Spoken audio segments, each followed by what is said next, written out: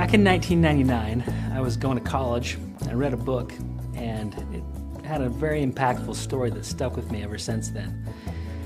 In fact, I was going to school to be a dentist. And when I read this book, I actually changed everything that I was doing and realized that I was actually going to school to haul buckets. Now, what I mean by that is this story. Basically, there's this guy.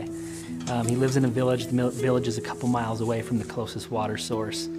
And his job basically was to put a yoke on his back, hitched to 2 different buckets, and he'd make this hike every day.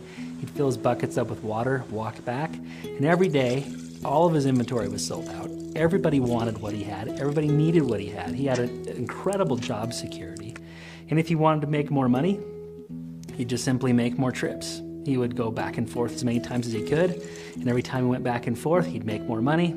And anyway, that's how he provided for his family. That's how the village got water.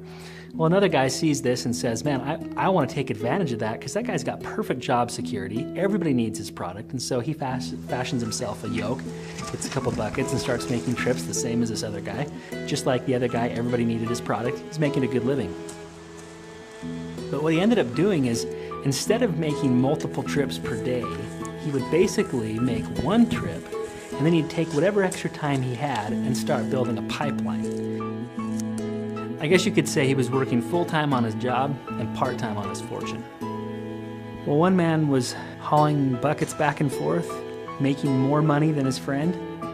He worked day and night, night and day. First hauling buckets to make sure his family was taken care of, and then working nights and overtime trying to figure out how to build this pipeline, overcoming the concerns that he had to deal with, the rocks in the ground.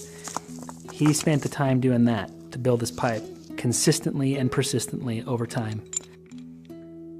Well, a few years later, he finally finishes the pipeline, gets it to the village, and eventually turns on a spigot.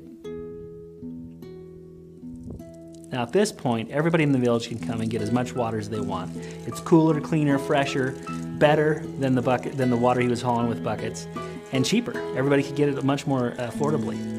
And he did this. He not only built an actual pipeline that was a pipeline of water, but he also built a financial pipeline, something that would pay him and his family and take care of his needs for the rest of his life. And that's basically what I realized when I was reading this book, going to college. I realized I was going to school to haul buckets. I wasn't building a pipeline, something that would take care of me and allow me to pursue my greater causes and higher purposes in life. I was basically working for money. And so basically what I did from that point on is I changed my career choice, and I've always tried to build pipelines.